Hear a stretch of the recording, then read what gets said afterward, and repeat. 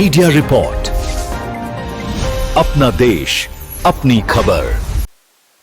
नमस्कार, media report देख रहे हैं आप और इस वक्त मेरे साथ जो इस साथी को आप देख रहे हैं इनका नाम जितेंद्र है। जितेंद्र से बातचीत करेंगे और उनके गांव में होने वाली उन बातों का आज खुलासा करेंगे जिनको लेकर अक्सर शासन प्रशासन भी सरपंच का साथ देता हुआ नजर आया और इनकी शिकायतों को गंभीरता से नहीं लिया गया। जितेंद्र भाई क्या कहेंगे जिस तरह की शिकायतें आपके हाथ में हैं उनको लेकर और आपके गांव के सरपंच को लेकर? हमारे गांव के जो सरपंच हैं वे बेहद ही भ्रष्टाचारी हैं। जैसे राज सरपंच ने 2009 में 100 गज के प्लॉट काटे थे। सरकार का ये कानून था, नियम था कि उनको प्लॉट दिए जाएं जिनका पंचायती जमीन पर कोई कब्जा ना हो। हमारे गांव के राज सरपंच ने उन आदमियों को भी प्लॉट दिए गए जिनका पंचायती जमीन पर पहले कब्जा था और उन आदमियों ने 100 गज के प्लॉट बेच भी दिए और खेतों में मकान बनाकर उनके सरपंचों के द्वारा उनको प्रोत्साहन राशि भी दिलाई गई जिससे वे मकान का निर्माण कर सके। ये कुछ आदमी हैं जिनको सरकार ने बेदखल किया, जिनको प्लॉटों में, जिनके नाम है आनंद रोहतास का, संतराम, नफे सिंह, सावित्री वाइफ जगमाल, नरेश, बलबीर सिंह, राजपाल, दलेल, रमेश, श्री भगवान, रामनिवास, ओम प्रकाश, फूलो नानो, फुलकुआर जो एक्स सेक्रेटरी है जिनको हाई कोर्ट से बेदखल कर दिया गया, लेकिन आज भी उनका मकान वैसे के वैसे सलामत है। ये आदमी जिनको बेदखल किया, राजीव अहलावत ने 22/8/2016 को बेदखल किया, लेकिन वे कब्जे आज भी वैसे के वैसे हैं। इन्हीं को 100 गज के प्लॉट भी मिले हैं जिनका पंचायती जमीन पर कब्जा था। जितेंद्र भाई एक बात बताइए कि आप अकेले इस सारी मुहिम को लेकर खड़े हुए हैं, आपके साथ कुछ युवा दिखाई नहीं देते, कुछ और गांव के लोग दिखाई नहीं देते, क्या मामला है? भाई गांव के लोग इसलिए साथ नहीं देते क्योंकि जो सरपंच हैं उनका कहना है कि जो बड़े बड़े एमएलए एमपी हैं, मंत्री हैं, उनके साथ हमारा उठना बैठना है। एसडीएम है, हमारे निजी है, हमारे साथ चाय पीते हैं, हमारा कोई कुछ बिगाड़ नहीं सकता। तो वो गांव वाले आदमी जो हैं, कुछ आदमी साथ तो आना चाहते हैं लेकिन सामने नहीं आना चाहते। अभी आपने ये शिकायतें जो लगाई हैं कहाँ कहाँ लगाई हैं और क्या आरटीआई के माध्यम से आपने इनकी जानकारी जुटाई? सबसे पहले हमने आरटीआई लगाई। आरटीआई हमने वीडियो को खरकोटा वीडियो को, एसडीएम को, सोनीपत डीसी को, कमिश्नर को, चंडीगढ़ पंचायत अधिकारी को भी, लेकिन हमें वहाँ से कोई भी जवाब नहीं मिला। हमने उसके बाद अपील की, उसके बाद भी हमें कोई जवाब नहीं मिला। अपील के बाद अपील, कोई जवाब नहीं मिला हमें आज तक भी। सुनने में ये भी आया था कि पंचायती जमीन पर स्टेडियम बनाने की जगह पर कुछ लोगों को कब्जा करवाकर उनका घर तक बनवा दिया गया, इसके बारे में क्या कहें? जो हमारे गांव का स्टेडियम है वो 32 कनाल 1 मरले में है। उस जो वीरेंद्र सरपंच था, एक्स सरपंच, उन्होंने उस सरपंच स्टेडियम को छोटा बना दिया। छोटा बनाने के बाद जो जमीन बची थी उसमें अपने गोबर खाद के गड्ढे काट दिए, 60 गज के गोबर खाद के गड्ढे काट दिए और कब्जा करवा दिया गया उनका। लेकिन कब्जा करवाने के बाद तो पंचायत पर अक्सर केस डल जाता है और केस जब डलता है तो कहीं ना कहीं सरपंच भी जिम्मेदार पाया जाता है, तो क्या अब तक केस नहीं डाला गया? केस डालने के लिए पहले तो हमने आरटीआई लगाई। जब हमें आरटीआई का जवाब नहीं मिला तो अब हम कोर्ट जाने के लिए तैयार हैं, लेकिन हम अब भी प्रशासन का इंतजार कर रहे हैं। जो हमने आरटीआई लगाई है हमें उनका जवाब दिया जाए। क्या आप पंचायती अधिकारियों से मिले और अगर मिले हैं तो उनका जवाब क्या रहा? एसडीएम साहब को मैंने लिखित दिया था प्रूफ के साथ कि पंचायती जमीन पर कब्जा होने लग रहा है। उनकी वीडियो बनाकर भी मैंने एसडीएम साहब को दी, उस पर भी एसडीएम साहब ने कोई कार्रवाई नहीं की। सरपंच से कहा तो सरपंच ने कहा कि भाई मेरे हाथ में कुछ नहीं है। मैंने तो एसडीएम साहब को लिखित दे रखा है कि पंचायती जमीन पर जो है कब्जा होने लग रहा है और एसडीएम साहब इसको हटवाए। कई बार आप थाने में भी देखे गए हैं, पुलिस स्टेशन में देखे गए, तो पुलिस अधिकारियों के पास जब गए हैं तो किस चीज़ का जवाब मिला? हम थाने में भी गए, हमें जो पहले आईओ जो थे उन्होंने कोई जवाब नहीं दिया, उन्होंने मना कर दिया। ओके, हम ये काम हमारा नहीं है, आप जाओ एसडीएम के पास जाओ, तहसीलदार के पास जाओ, किसी के पास जाओ, लेकिन हमारे काम नहीं है।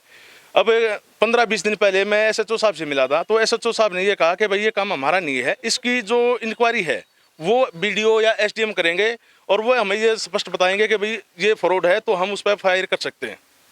आपके गांव में, खेतों में, गलियों में कुछ पेड़ कटाई का मामला भी सामने आया था, वो किसके पेड़ थे और किसने अक्सर उनको काट दिया? हमारे गांव में जो कुछ पंचायती जमीन में जिन्होंने बेची है उन्होंने पेड़ भी काट दिए और वीरेंद्र, क्या नाम है, मंजीत जो है वीरेंद्र सरपंच का भाई है, उन्होंने मेन रोड के ऊपर जिन पर पेड़ नंबर लगे हुए थे उन्होंने वो पेड़ काट दिए। लेकिन पर एक पेड़ का तो उन्होंने कहा कि जो वन विभाग वाले हैं उन्होंने कहा कि हमने चालान काट दिया, लेकिन वहाँ पेड़ कटे हैं 3 जिनका हमारे पास प्रूफ है। एक पेड़ का जुर्माना हुआ है, 2 पेड़ अभी बाकी हैं जिनका अभी जुर्माना नहीं हुआ। तो आप ये कहना चाहते हैं कि वन विभाग जो है वो इनके साथ कुछ मिला जुला है? हाँ जी, बिल्कुल मिला जुला। हमने जो है, हमारे पास प्रूफ है, उनकी जमीन में 3 पेड़ थे, लेकिन आज 1 पेड़ बचा, 2 पेड़ कटे हुए हैं, तो कहाँ अब 1 पेड़ का तो उन्होंने जुर्माना कर दिया, लेकिन दूसरा पेड़ का कहाँ, वो जुर्माना कहाँ किया, और जो पेड़ कटा हुआ है वो पेड़ कहाँ है? सही बात है आपकी, आप जागरूक हैं तो कुछ ना कुछ ऐसी बातें तो सामने आएंगी। और अपने गांव को लेकर किस तरह की शिकायतें सरपंच के खिलाफ दायर करवाना चाहते हैं, और अक्सर जो कमियां देखी गई हैं गांव के विकास में वो किस तरह की?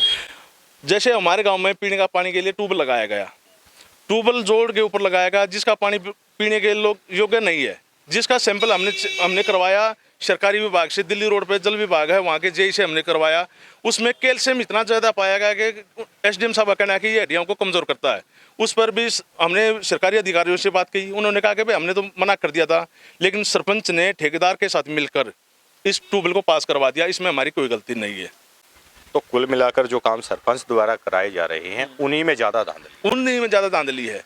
जैसे वीरेंद्र सरपंच था, जो जिन्होंने गोबर खाद के गड्ढे काटे, 60 गज के गोबर खाद के गड्ढे काटे, वे पंचायती जमीन में काटे, लेकिन वो गांव के मकानों के साथ ही काट दिए, और जिसमें किसी भी अधिकारी से कोई परमिशन नहीं। एक गड्ढा काटने के किसी से 5,000 रुपये, किसी से 6,000 रुपये लिए गए, जिसकी ये पूरी फाइल है मेरे पास। जब लोगों ने उनसे कहा कि भाई 6,000 रुपये ले लिए, 5,000 रुपये ले लिए, हमें प्रूफ तो दो, उन्होंने 1100 रुपये की पर्ची काट के दी। जी, इस बात पे आक्रोश हुआ, और यहाँ बीडीओ साहब से मिलने आए गांव के आदमी, लेकिन बीडीओ साहब ने उस पर कोई कार्रवाई नहीं की। उसकी पूरी वीडियो और उसकी जो उस तारीख की एप्लीकेशन लिखी हुई है वो भी हमारे पास है। और जो गोबर खाद गड्ढे हैं, इस पर, इन खड्डों के ऊपर हमारे गाँव में गोली तक चली है। यहाँ तक कि पूरे गाँव में माहौल जो था इतना खराब हो चुका था कि भी कोई भी मर सकता है, और गोली चली, ऊपर वाले की दया से वो आदमी बच गया, और हमारा गांव में शांति होगी। अगर थोड़ी और अगर दिक्कत हो जाती तो मर्डर और भी हो सकते थे। नसीरपुर चोलका गांव के युवा जितेंद्र से हमने बातचीत की, और जितेंद्र से बात करने के बाद एक बात तो साफ हो गई है कि गांव में सरपंच प्रतिनिधि, जो जनता का प्रतिनिधि होता है, उसको विकास कराना चाहिए, ना कि गांव का सत्यानाश कराना चाहिए। अगर इनके कागजों में सच्चाई पाई गई और सरपंच पर कल कोर्ट अगर किसी भी तरह का मामला दर्ज करता है तो उसकी जिम्मेदारी किसकी होगी, उसको भी जवाब देना चाहिए। और क्या बताना चाहिए? और ये जो स्टेडियम में कब्जा है, 19/11/2014 को इसको बेदखल कर दिया गया था, जिसका स्टेडियम में आज भी कब्जा है। और ये स्टेडियम में जो पास हुआ 1600-605 ये लेटर नंबर है, और 1/6/2000 को स्टेडियम का प्रस्ताव पास हुआ था, जबकि आज भी उसी जगह पर उस आदमी का कब्जा है। आज तक वो कब्जा नहीं हटवाया गया सरपंच द्वारा।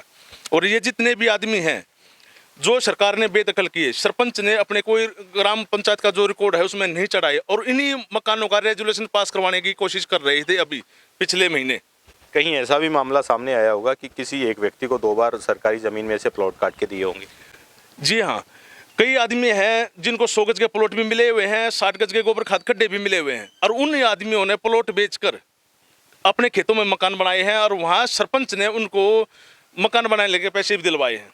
मतलब आप ये कहना चाहते हैं कि जिसको फायदा मिलना चाहिए था गरीब आदमी को, उनका वो फायदा ना देकर एक तरह से सरपंच अपनी मनमानी पर उतरा? हाँ, सरपंचों ने अपने ही आदमियों को सारे प्लॉट दिलवाए हैं। एक है जगदीश सनोब रामदारी, उसके खेत में 2009 में एक प्रस्ताव पास हुआ था ट्यूबवेल के लिए, जिस ट्यूबवेल में गांव को मीठा पानी मिल सके। लेकिन गांव की ज़मीन, सबको पता है कि गांव की ज़मीन की कीमत ज़्यादा होती है और खेत की कम।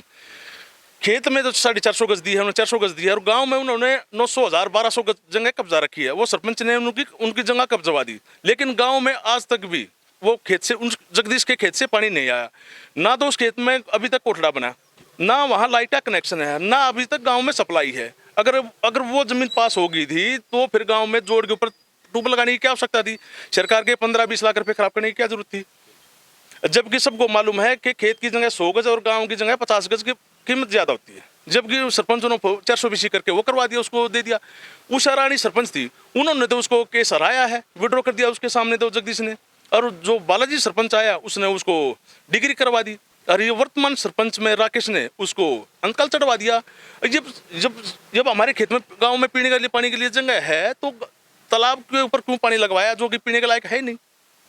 सरपंच, एक्स सरपंच और इस वर्तमान सरपंच का कहना है कि हम जो है ना SDM, BDO, MLA, MP ये हमारे पर्सनल हैं, हमारे घर आते जाते हैं, हमारे तो उनके निजी संबंध है। कोई कितनी RTO लगाएगा या कोई केस करे, हमारा को कुछ बिगाड़ ही नहीं सकता। अब सरपंचों का ये कहना है, और भाई मैं तो इस बात को मानता हूँ कि भाई बिल्कुल होगा, क्यों जिस आदमी ने गांव में गोली तक चलवा दी और उस आदमी का आज तक कुछ नहीं बिगड़ा, तो भाई उसकी तो पावर होगी, पहुंच होगी। तो भाई हम तो आम आदमी हैं, हम किस तक लड़ें? अगर मुझे कोर्ट में जाना पड़ा तो इसकी जिम्मेवारी प्रशासन की है, खरगोदा प्रशासन की और सोनीपत जिला प्रशासन की है। उन्होंने वहाँ कोर्ट में जवाब देना पड़ेगा। जितेंद्र की बातों में काफ़ी कुछ साफ दिखाई दिया और सबसे बड़ी बात यह है कि इनके पास सारे उन चीज़ों के सबूत मौजूद हैं जो धांधलियां हुई हैं और जिस तरह की गफलत गांव में की गई है। अब देखना ये होगा कि शासन प्रशासन इस पर कितना जल्दी संज्ञान लेता है। आप देखते रहिए मीडिया रिपोर्ट। मीडिया रिपोर्ट पर खबरों से जुड़े रहने के लिए चैनल को सब्सक्राइब करें और देखते रहें मीडिया रिपोर्ट।